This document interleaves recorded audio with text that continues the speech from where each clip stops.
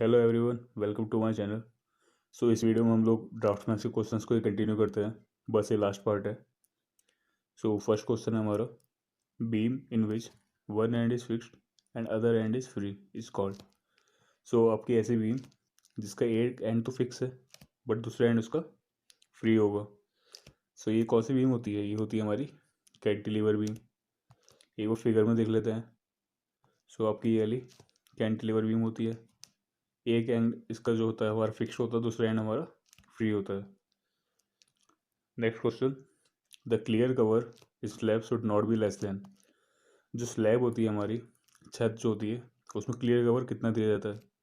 Clear cover हमारा उसमें होता है 20 mm, बीम में हमारा होता है 25, कॉलम में होता है 40 और हमारा फुटिंग में होता है 50 mm।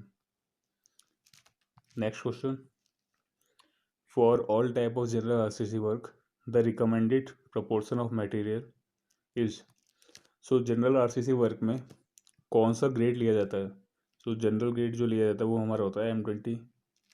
Answer will be B, 1:1.5:3। Next question, the coefficient of thermal expansion of cement concrete is. हमारा सीमेंट कंक्रीट का थर्मल एक्सपेंशन कितना होता है? जनरली जो हमारा होता है वो होता है आपका 7 से लेके 11 इंटू 10⁻⁻6 पर डिग्री सेल्सियस। बट यहाँ पे तो कोई ऑप्शन इसके आसपास नहीं बैठ रहा है। मेरे अकॉर्डिंग जो इसका आंसर होगा वो होगा आपका डी, 3 × 10⁻⁻6 पर degree Celsius. Next question, on increasing the quantity of carbon in steel one of the following will decrease. Steel में जब कार्बन बढ़ाया जाता है तो कौन सी क्वांटिटी या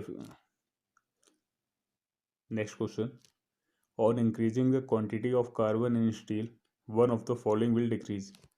स्टील में जब कार्बन मिलाया जाता है तो इनमें से कौन सी प्रॉपर्टी डिक्रीज होती है?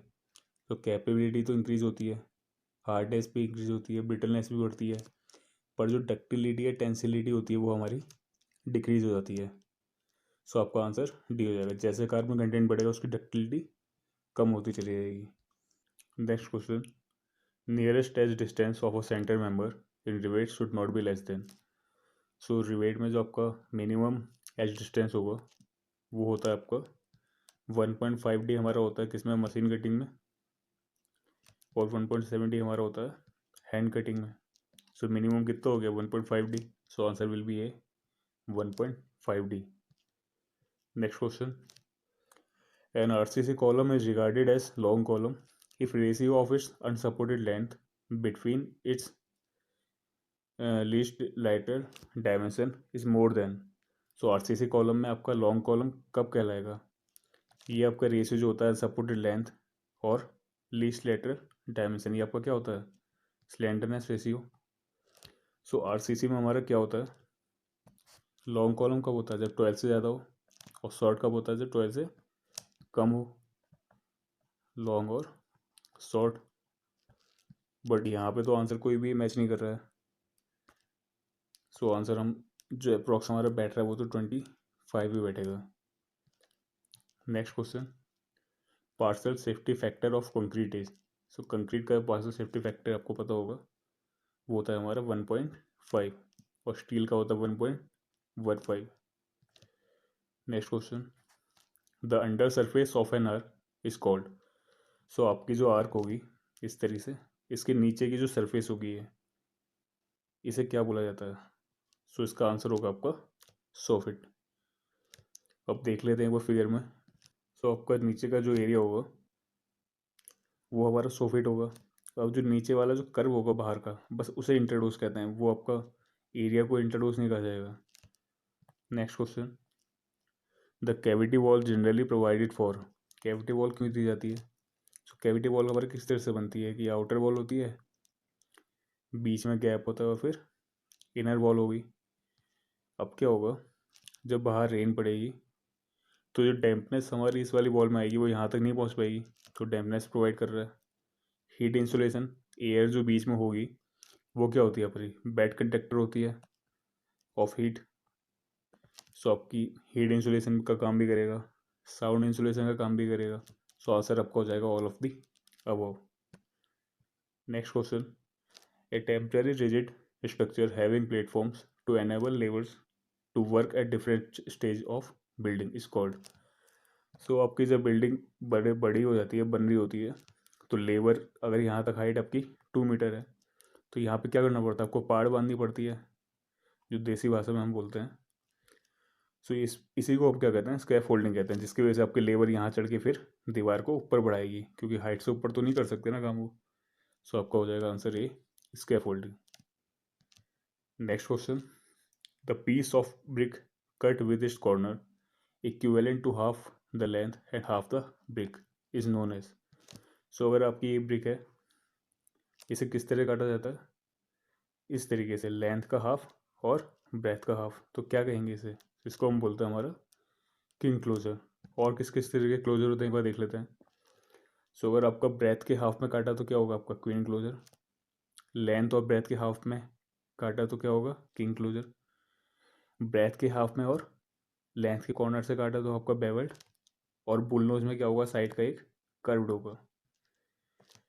Next question, the height of the first storey of building is 3.20 and the riser is 13 centimetre. The number of treads required. So अगर आपकी बिल्डिंग की हाइट कितनी है 3.2 और सीढ़ी की ऊंचाई कितनी है आपकी 13 सेंटीमीटर, यानी कि 0.13। सो कितने आपके थ्रेड्स आएंगे, थ्रेड्स कितने आएंगे, तो हम क्या करेंगे 3.2 को डिवाइड कर देंगे 0.13 से, आंसर हमारा आ जाएगा 24.6, जो कि हमारा अप्रॉक्स बैठेगा 25 के। Next question, couple roof is use for spans. अब कपल रूफ हमारी किसके लिए यूज होती है, कितने स्पान तक के लिए यूज होती है। तो कपल रूफ हमारी जो यूज होती है वो हमारी 3.5 या फिर उससे कम के लिए ही यूज होती है। क्यों यूज होती है एक बार देख लेते हैं। कपल रूफ में क्या होता है आपका, ये सबसे बेसिक पिच रूफ कहलाती है। इसमें क्या होता है, बीच में टाई बीम भी नहीं दी होती। अब जब टाई बीम नहीं दी होगी और उसका स्पान बढ़ता चला जाएगा तो क्या होगा, इसका वेट भी बढ़ेगा। वेट बढ़ेगा तो ये जो साइड में हमारी वॉल प्लेट्स होती हैं इनमें लोड लगाएगी, और लोड लगाने की वजह से वॉल्स को बाहर की तरफ पुश करेगी। सो इसका स्पान जो लिमिट किया गया है वो हमारा 3.5 मीटर किया गया है। Next question, in coping slopes provided for DPC are known. So coping में जो डीपीसी के लिए स्लोप दिया जाता है उसे क्या कहते हैं, उसको हम बोलते हैं वेदरिंग। अब एक फिगर में देख लेते हैं, ये आपकी वॉल है नीचे, इसके ऊपर क्या दिया हमने, कॉपिंग दी हुई है। अब ये जो स्लोप दिया गया है पानी निकालने के लिए, इसको क्या कहेंगे, इसको हम बोलेंगे weathering. Next question, the place where two sloping roof meet to top together. अब जो स्लोपिंग रूफ हमारी होती है उसमें दो आपके पैनल्स जब ऊपर मिलते हैं, इस पोर्शन को क्या कहते हैं, इसको हम बोलते हैं ridge. So answer will B ridge. Next question, dam problem is mostly produced in. सीलन की समस्या किस में ज़्यादा होती है, सो पत्थर की चिनाई में होती है या फिर ईंट की चिनाई में होती है। अब स्टोन की जो हमारी वाटर की परमिसिबल लिमिट होती है वो होती है आपकी 5%, और 10% से ज़्यादा में तो उसे रिजेक्ट ही कर देते हैं। जबकि जो हमारा ईंट होती है उसके अगर फर्स्ट क्लास भी ब्रिक लोगे तो कितनी होगी 20%। तो किस में ज़्यादा हो गया आपका, ब्रिक मैसनरी में सीलन ज़्यादा आएगी। Next question, a full brick or stone which is laid with its length perpendicular to the face of the wall is called. अब क्या है, अगर आपकी ये दीवार है और ईंट किस तरह से बिछाई गई है, इसके फेस के परपेंडिकुलर, यानी कि कुछ इस तरीके से, तो आपका क्या होगा, ये हिस्सा क्या होगा आपका header. So answer will be header.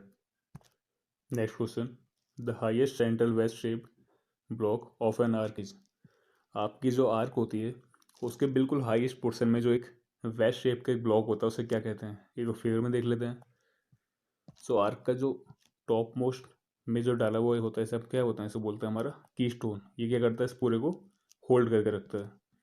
So answer will B D, की स्टोन। सो इसी के साथ हमारा पेपर कंप्लीट होता है। अगर आपको ये सेशन अच्छा लगा सो प्लीज़ चैनल को सब्सक्राइब करना ना भूलें।